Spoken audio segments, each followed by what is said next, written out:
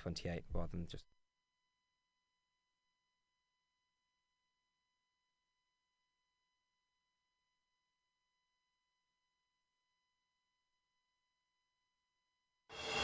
Across the South Coast, live from Solent University, you're listening to Solent Sports News.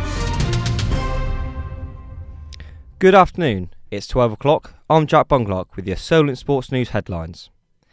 England have been slammed after refusing to light up the Wembley Arch in Israeli colours after a deadly attack by Hamas left more than 1,300 dead.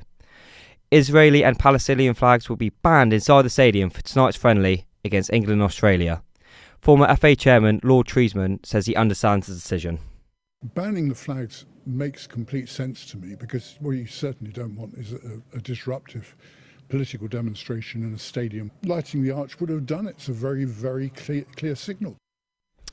A Saints player has picked up an injury on international duty. Taylor Harwood-Bellis has pulled out of England's under-21 squad with a knock. The centre-back has only conceded 2 goals in his last 3 games. He will be assessed at Staplewood and an update is set to come out later today.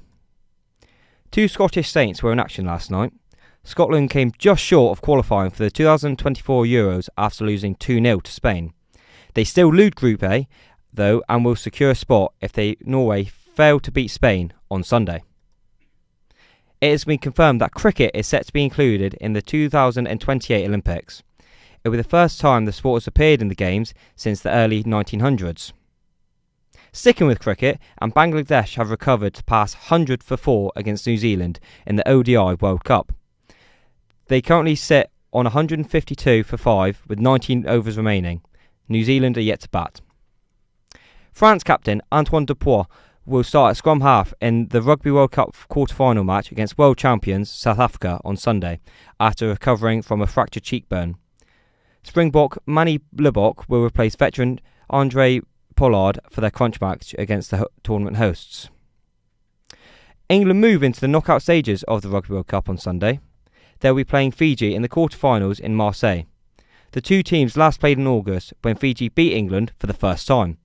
But former World Cup winning coach Sir Clive Woodward thinks it'll go differently this time round. Now, we lost to Fiji just a few months ago, but I think it's a better team now, and this is a big game for England, and beat Fiji in the semi-final of the Rugby World Cup, and anything can happen from there. Female British number 1, Katie Boulter, has been included in Great Britain's Billie Jean Cup squad to face Sweden next month. The world number 52 will join Jodie Burridge, Heather Watson and Harriet Dart as Team GB are an automatic stop in the qualifiers next year. Southampton-born boxer Ryan Garner has said it's a dream of his to fight at St Mary's Stadium. The local hero is currently WBC International Super Featherweight champion. The Piranha was welcomed onto the pitch at half-time during Southampton's 3-1 win over Leeds United. Garner's next fight is against Anthony Garcia at the Manchester Arena in November. Social media star KSI apologised for the ugly scenes at the press conference yesterday after bottles and insults were exchanged. At the open workout event, KSI spat at John Fury, Tommy's father, which he later apologised for.